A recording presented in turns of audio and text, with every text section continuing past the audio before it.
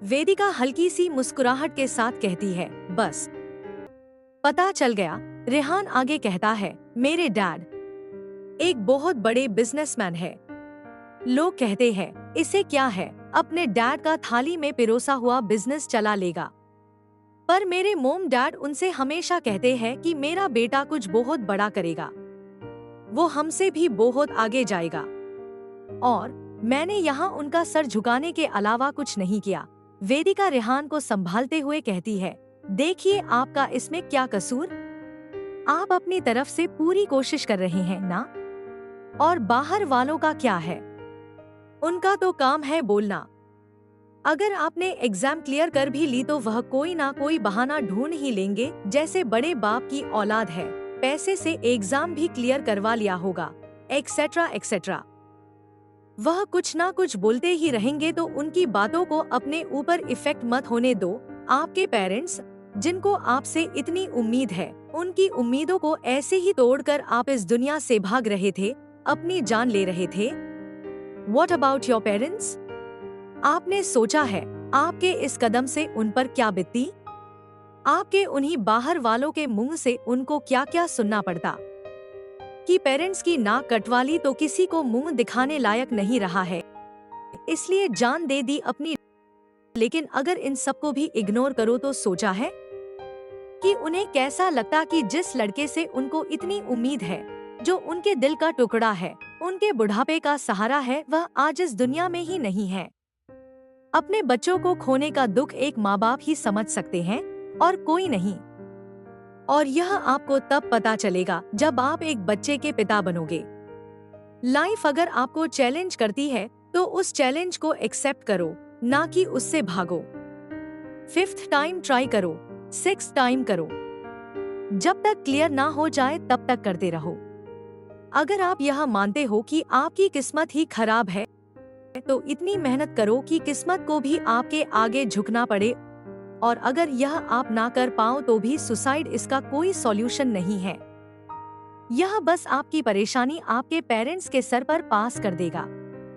आपके दुख दर्द सब आपके पेरेंट्स को मिल जाएंगे, क्योंकि उनका तो बेटा गया है ना। क्या उससे आपको खुशी मिलेगी? रेहान मायूस होकर अपना सर झुका लेता है। वेदिका आगे कहती है, तो फिर इतना बड़ा कदम कैसे उठाने जा रहे थे आप? अगर आज आपको कुछ हो जाता तो आप तो इस परेशानी से आजाद हो जाते, लेकिन आपके पेरेंट्स, उनको तो लोगों की बातें ही सुननी पड़ती ना। क्या वह आपको अच्छा लगता? रेहान को अपनी गलती का एहसास होता है और उसकी आंखों से आंसू निकलने लगते हैं। वेदिका आगे रेहान को समझाते हुए कहती है, चाहे कोई आपका साथ दे या ना दे, लेकिन आपके मॉम डैड हमेशा आपके साथ है। वो आंखों में नमी के साथ ही आगे कहती है, उनसे कभी मिली नहीं, लेकिन इतना तो मैं जानती हूँ कि वह आपका साथ कभी नहीं छोड़ेंगे। प्लीज उनके बारे में एक बार सोचिए। अपनी लाइफ की बुक के पेज को पलटने से पहले आप यह कैसे जान सकते हैं कि उस पेज पर क्या लिखा है? आपको आपकी कल की चिंता है ना, लेकिन उस कल के बारे में सोचकर आप सुसाइड कैसे कर सकते हैं जिसको आपने देखा ही नहीं? आपको पता ही नहीं कि आगे क्या होने वाला है, तो आप अभी से कैसे सब डिसाइड कर सकते हो? यह लाइफ हमें ऊपर वाले ने दी है, तो इसे छीनने का हक भी सिर्फ उनका ही है। और हम कौन होते हैं? तो प्लीज आगे से ऐसा कोई भी ख्याल अपने दिमाग में मत आने दीजिएगा, और अगर आए भी तो एक बार, बस एक बार मेरी कही ये बात और अपने पेरेंट्स का चेहरा याद कर लेना। रेहान अपने आंसुओं को साफ करते हुए कहता है, अगर आज मैं आपसे नहीं मिला होता तो शायद अब तक इस दुनिया से जा चुका होता और अपनी जिंदगी की सबसे बड़ी गलती कर बैठता।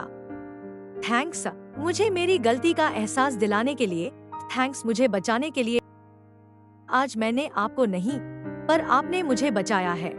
अगर आज मुझे कुछ हो जाता तो पता नहीं मेरे मॉम डैड का क्या होता। उनको ऐसे ही लोगों के ताने और अपने बेटे की जुदाई का दर्द देकर चला जाता। रेहान को अपनी गलती का एहसास हो जाता है और फिर वह वेदिका को छोड़ने उसके घर चला जाता है।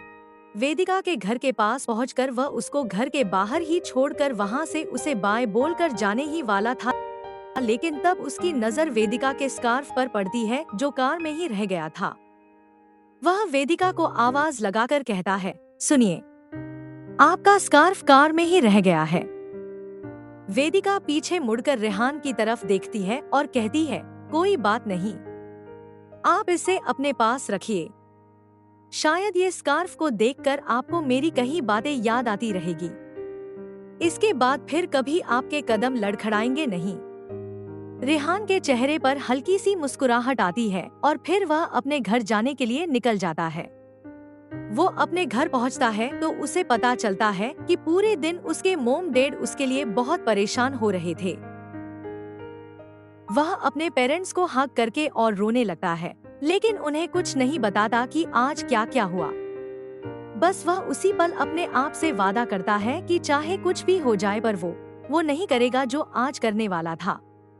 दूसरे दिन सुबह रेहान को अचानक से याद आता है कि कल वेदिका के पीछे कुछ लड़के पड़े थे।